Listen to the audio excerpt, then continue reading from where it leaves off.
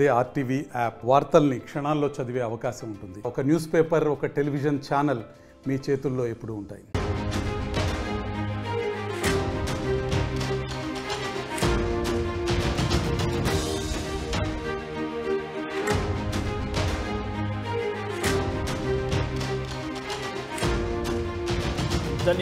మరోసారి సిద్ధం అంటున్నారు ఏపీ మాజీ ముఖ్యమంత్రి జగన్మోహన్ రెడ్డి. కానీ ఈసారి ప్రతిపక్ష పాత్రలో ప్రజల తరపున ప్రభుత్వాన్ని ప్రశ్నించేందుకు సిద్ధమవుతున్నారు. అయితే ఓడిపోయిన తర్వాత తొలిసారి పులివెందులకు జగన్ రాబోతున్నారు. ఈ నెల 22న సొంత నియోజకవర్గానికి జగన్ వెళ్ళబోతున్నారు. 5 రోజుల పాటు అక్కడే మకాం ఉండబోతోంది. అయితే పులివెందుల్లోనే ఆయన మకాం ఉండబోతోంది. సీమ జిల్లాలో నేతలు కార్యకర్తలతో సమావేశం కాబోతున్నారు. అధైర్యపడకండి, అండగా ఉంటారని భరోసా ఇచ్చే ప్రయత్నం జగన్మోహన్ రెడ్డి చేయబోతున్నారు. ప్రభుత్వ వైఫల్యాలను ఎప్పటికప్పుడు ఎండగట్టేలా ప్రజల్లోనే ఉండేందుకు ప్లాన్ చేస్తున్నారు. మరోసారి జగన్మోహన్ రెడ్డి సిద్ధమవబోతున్నారు. సిద్ధమంటూ మరోసారి ప్రజల ముందుకు రాబోతున్నారు. కానీ ఈసారి ప్రతిపక్ష నాయకుడి హోదాలో ఆయన ప్రతిపక్షంలో ఉంటూ ఎన్డీఏ కూటమి ప్రభుత్వం పైన ప్రజల తరపున ప్రశ్నలు సంధించబోతున్నారు. ప్రజల తరపున ఆయన మాట్లాడబోతున్నట్టుగా తెలుస్తోంది. సో ఈ నెల 22న ఓడిపోయిన తర్వాత తొలిసారి జగన్మోహన్ రెడ్డి ఆయన సొంత నియోజకవర్గమైనటువంటి పులివెందులు రాబోతున్నారు. 5 రోజుల పాటు అక్కడే మకాం వేయబోతున్నారు.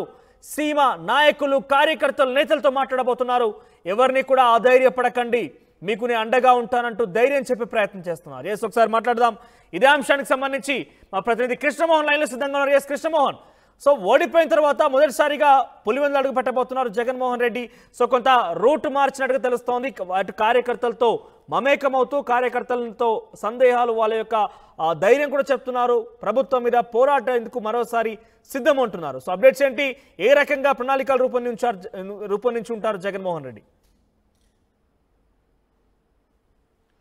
మనోజ్, ఖచ్చితంగా వైఎస్ జగన్మోహన్ రెడ్డి ముఖ్యమంత్రి హోదా పోయిన తర్వాత మాజీ ముఖ్యమంత్రి హోదాలో ఈరోజు 22వ తారీఖున పులివెందులకి వెళ్ళడానికి సిద్ధమవుతున్నారు. పులివెందుల్లో దాదాపుగా 5 రోజుల పాటు పులివెందుల్లో ఉండాలనేది ఆయన ప్రయత్నం చేస్తున్నట్టుగా తెలుస్తుంది. అంటే రాయలసీమ ప్రాంతాల్లో, ప్రధానంగా రాయలసీమలో ఆయన ఎక్కువ హోప్స్ పెట్టుకున్నారు గత ఎన్నికల్లో. కానీ రాయలసీమలో కూడా చివరికి కడప జిల్లాలో కూడా అతనికి ఎదురుదెబ్బ తగిలిన పరిస్థితి మనం చూసాము ఎలక్షన్స్లో.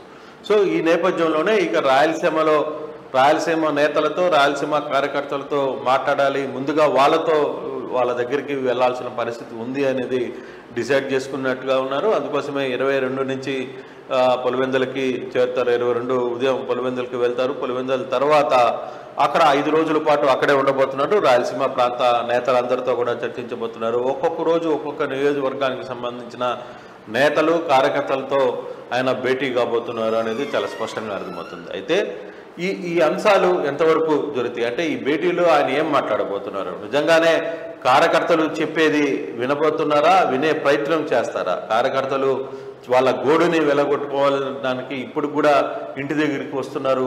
మనం ఉదయం కూడా చూసాం, కొంతమంది కార్యకర్తలు 3 రోజుల నుంచి నేను జగన్ గారిని కలవాలని ఉన్నాను, అయితే నన్ను ఇప్పుడు దాకా కూడా అనుమతించలేదు అని చెప్పి కూడా కొంతమంది కార్యకర్తలు బయట మాట్లాడుతున్న పరిస్థితి. ఇటువంటి నేపథ్యంలో 22 నుంచి పులివెందుల్లో, అందులో ప్రత్యేకంగా రాయలసీమ ప్రాంత నేతలతో మాట్లాడే ప్రయత్నం చేస్తున్నప్పుడు అక్కడున్న పరిస్థితులు ఏంటి, అక్కడ రాయలసీమ నేతలతో ఆయన ఏం మాట్లాడబోతున్నారు, కార్యకర్తల్ని ఏ విధంగా ధైర్యాన్ని నింపబోతున్నారు.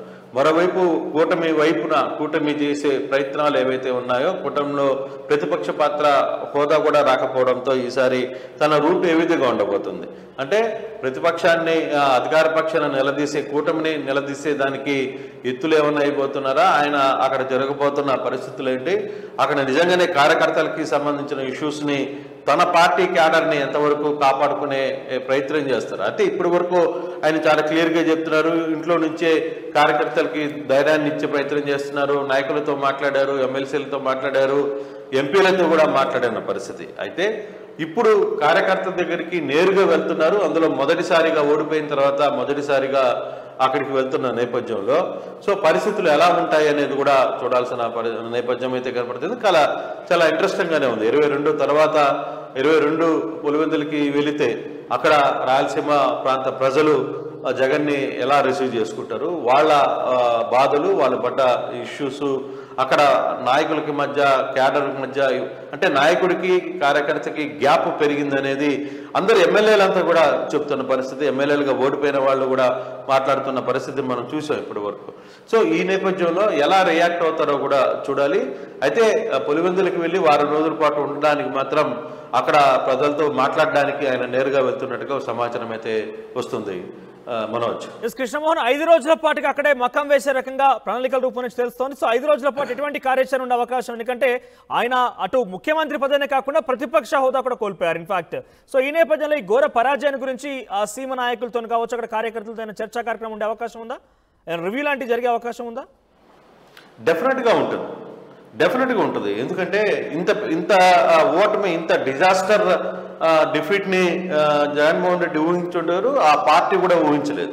సో ఇంత ఘోర ఓటమి తర్వాత తిరిగి నాయకుల్లో ఏకపరచడం, అయితే ఓట్ పర్సెంట్ మాత్రం 40%, 39.63% ఇంచుమించుగా రావడం ఆయనకి కొంత అదే చెప్తున్నారు కదా, నాయకులతో కూడా అదే మాట్లాడే ప్రయత్నం అయితే చేస్తున్నారు. మరి కార్యకర్తల్ని ఎలా ఒప్పించగలుగుతారు? కార్యకర్తలు కనీసం మేము బయటకు కూడా రాలేకపోతున్నామని చెప్పి సోషల్ మీడియాలో గగ్గోలు పెడుతున్నారు. వాళ్ళందరూ కూడా మేము కలవాలనుకుంటే కలవలేకపోతున్నాం, మా పరిస్థితి బయటికి రాలేని పరిస్థితుల్లో ఉన్నాం, చాలామంది ఊర్లు వదిలి వెళ్ళిపోయారు, కుప్పం నాటి నియోజకవర్గంలో కొంతమంది నాయకులు బయటికి వెళ్ళిపోయారు.